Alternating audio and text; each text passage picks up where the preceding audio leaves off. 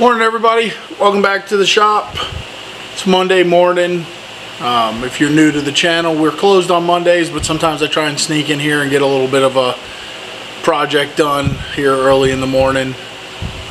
It's nasty rainy here today, so figured today was a good day to hop in here and get a part made for the prep on the 24-hour bike build. If you don't know what I'm talking about, there is a playlist in our channel. I'll put a link in the description. We're going to try and build a complete bike in 24 hours. So that includes the frame, the paintwork, all the little accessory stuff, mount the fender, sissy bar, all that kind of stuff. We are preparing things that we felt was stuff you would normally buy for a build anyway. So like normally you would buy a set of wheels for your build. It's rare that anybody makes wheels for their bike, but we did decide to make a set of wheels for this, first time ever, and so we went ahead and made those ahead of time.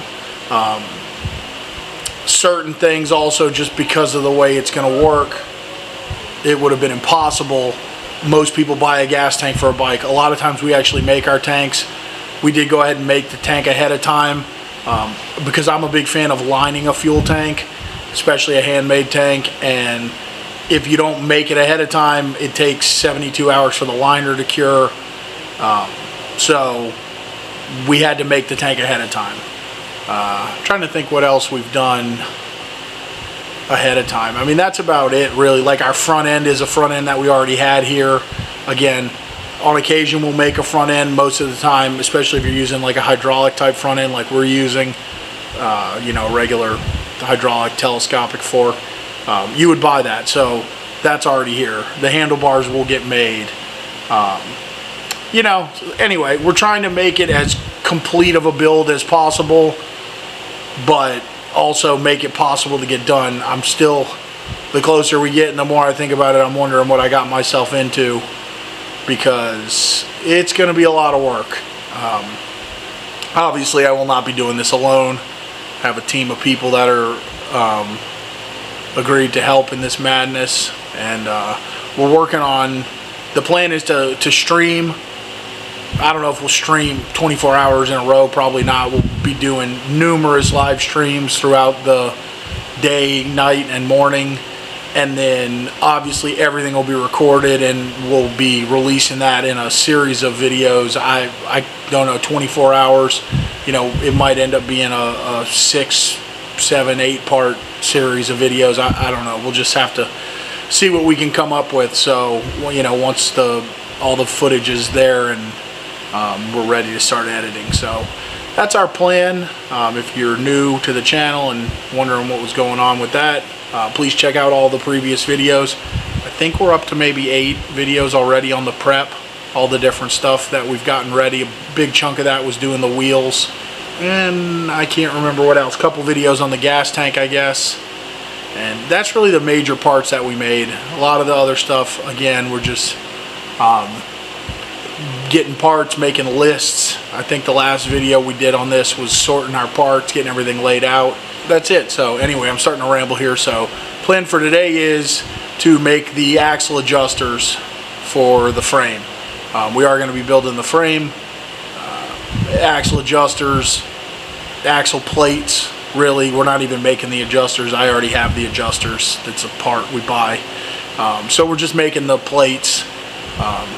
I could have waited on this, honestly, but again, like I said, I'm starting to get a little tweaked as to whether or not we've bitten off more than we can chew with this deal. So axle plates are something I usually buy. They're less expensive to buy than to buy material and make these days for some reason. I guess that's due to axle plates coming from overseas. But anyway, we're going to do something a little different. I've used this kind of setup before. I actually originally used this way back in my drag bike days. These are the kind of axle adjusters we would run in drag bike chassis. After I got into the chopper stuff and all that, learned that it was a design actually used by John Harmon, so old school chopper builder way back when they made everything. He's mostly well known for his front end, but he also made a frame called a Dominator frame, which uses an axle adjuster like this. Then Jesse James adopted a similar kind of style after that Dominator frame. But I would guess that John probably adapted it from drag bike chassis stuff, or possibly even some kind of car chassis design. It's just a super strong design. This bike doesn't need it. I just like the way it looks, and I'm going to do it a little different than I did in the past. After I reach out to somebody who I respect their work and saw something they did on a frame, so I'm going to reach out to them and see if they would mind if I stole their idea and utilized it in this frame. And if they're cool with it, then that's what we'll do on this. If not, we'll go back to our original design. So anyway, that's what we're doing. Gonna grab some material off the shelf and get started on making a part here. Just wanted to drop this here. This is a picture of an original Harman Dominator frame. You can see the square axle block. This is a frame I built many years ago. Similar design, like using the 1x2 with an aluminum rear plate adjuster. So just thought you guys might like to see kind of where we're headed. And we headed over to the milling machine. We got a piece of 1x2 by 120 wall mild steel. We're going to get the mill zeroed out, so we use our edge finder here. Bring the mill up. We'll edge find one side. Once you do that, you zero out your axis, move it over, edge find the other side, and then between the two, you half it, and it'll give you your zero on your part. This makes it a lot easier to do. You could, if you don't have a digital readout, you could do this with your indicators on your wheels, or you can just measure and scribe the part, but this definitely makes it a lot easier. So you can see here we're going to zero our Y, move up, come over to the other side, bring this down, the edge finder. It's just a little cheap wobble edge finder, so nothing complex here. Just real simple, basic machine stuff. So we got that side found, and we'll come here and we'll half our Y. You can see it cuts that number in half. Now when we move it back to zero, we're in the dead center of the part.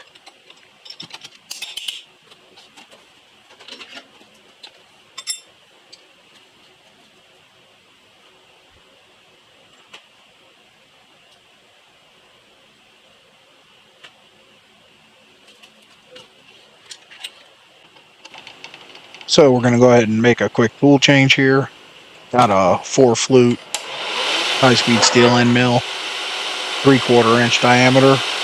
We're using the 3/4 inch because that's the size axle we're going to be running, and it just makes for a simple job. First thing we're going to do though is square up the end cut. This is just a saw cut, so you want to make sure you got a nice square part. Once we get that squared off, we will bring our part back to our zero on our Y-axis, move our cutter in and cut a slot. Going to cut about a 2-inch slot here, just so we have enough axle adjustment. See here, just cleaning that edge off, making sure it's nice and square, and go back to center.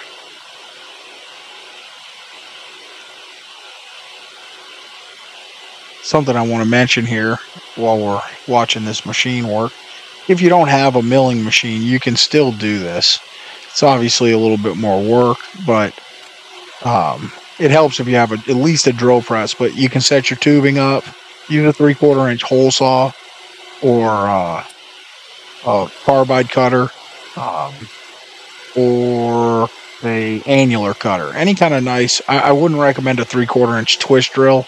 I mean, I guess you could do it if that's all you have, but you drill one hole at your end location, obviously in the center, move up whatever length you want to go, 2 inches, what have you.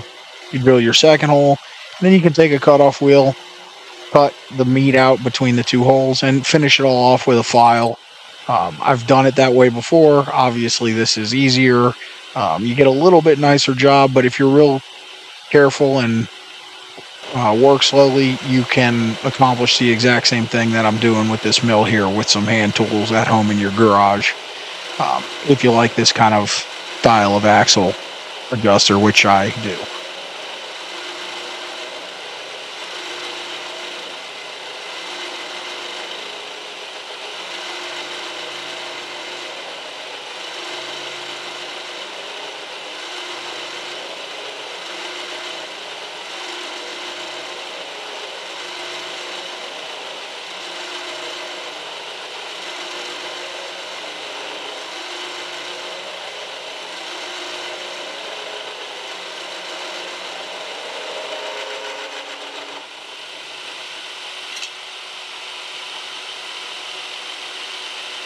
So that's one side done.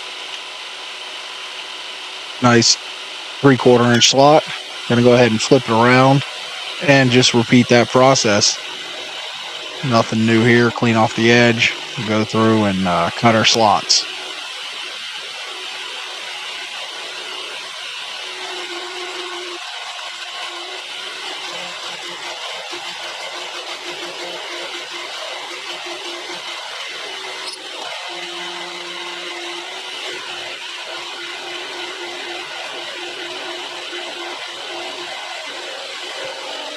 Now that we've got this done, just a couple other small things we got to do.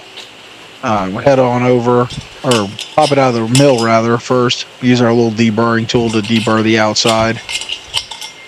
Don't want to have any sharp edges on this stuff, it'll tear you up. So whenever you use a mill cutter like this, I always find it leaves a real sharp edge. So you want to go ahead and get that cleaned up. Then we're going to hop on over to our soft wheel on our grinder and just deburr the end pieces here. Again, after squaring it up with the mill, it leaves a nice crisp sharp edge, but we want to go ahead and knock that down, make it a little softer. It'll just make your life a lot easier when you're fabricating your frame, not to have your fingers sliced open. Ask me how I know. Then we're over to the welding table. Last thing we got to do here is get the inside burr out of the tubing. So this tubing, when it's formed, it's electronically welded, and it does leave a little ridge inside of it. Unfortunately, it was off a little bit too far to the side, so cutting the slot didn't eliminate it. So I just use a little drum sander here and a nice coarse flat file in order to do that. Once we're doing it, we just keep checking back. You can see our axle block sitting on the table there. And we just keep checking until we have a nice smooth fit. You don't want any binding. You want your axle adjusters to slip in and out nice and easy. So again, just taking our time here. It's not an incredibly difficult task, but it's a little bit of a weird location. So this super coarse file really works well for that. And now that we got that slid in, you can see we're adding our little aluminum block to the back, which is what's going to pull the axle adjuster back and cause or work as our chain tightening function.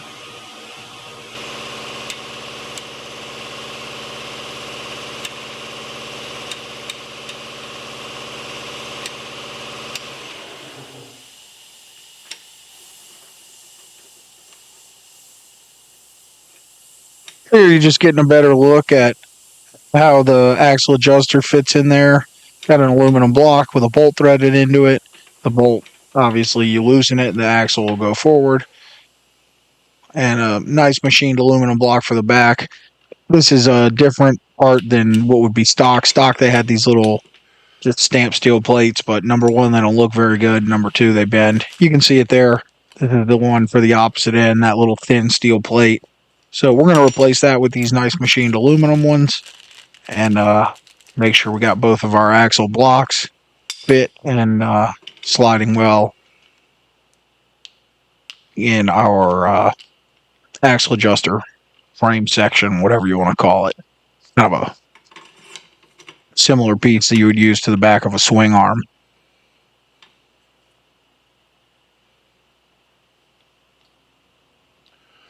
Last thing to do is do a quick axle check. Drop a piece of 3/4 inch in here, make sure it slides back and forth without any binding. And we'll do the same on the other side.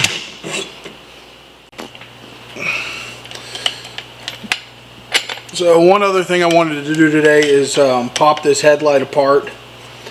Showed you guys this in the last video. It's a really cool stainless steel headlight. No idea what it came from. Found a couple of these on eBay, and I want to put a better headlight in it, something that'll take an LED or what have you. So needed to see exactly what size this is.